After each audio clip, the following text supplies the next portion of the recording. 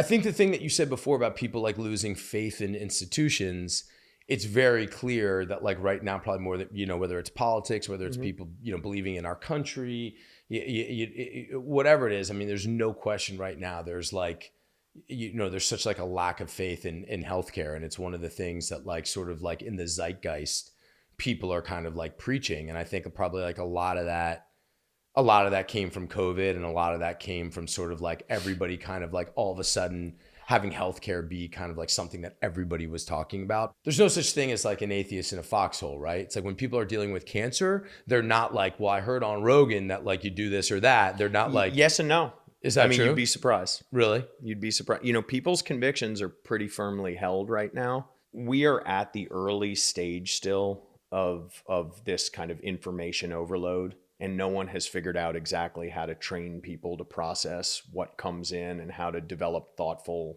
kind of internal algorithms for sorting out what is real and what's not. And I think as we go through, it's just an interesting idea. I also teach, right? Like I got to teach at the medical school, and I teach residents and teach students and fellows. And you're actually in labs, actually right. figuring out what the like, scientific method, right? Right. And I think it's one of these things where,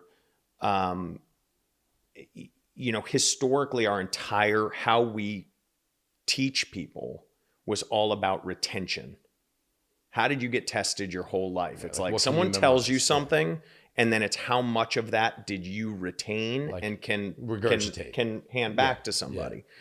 And now all of education has to shift to developing a way in which retention becomes far less valuable, but sort of analysis, prioritization, some sort of kind of methodology for taking what is, infinite data that's available to you and sorting out what should come to the top. And unfortunately, right now, it's about what feels good. Right? It's like the data you want to come to the top comes to the top. Super easy to find. And that's if you can find unlimited data and you can always just sort of take the one you like best, it fits with your worldview.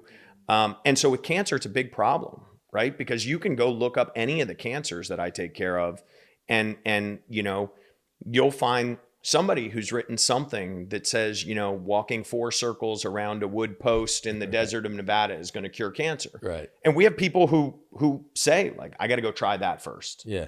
This really, but how you navigate that as a doctor is tough, right? Because there's some stuff that's just bat crazy. Right. Right. And like, you can't, if time is of the essence, and they're going to go and they say, like, I read somewhere I've got to spend 3 months walking around that wood post in Nevada. Like, that's dangerous. They're going to be dead before they get back. Right. Right.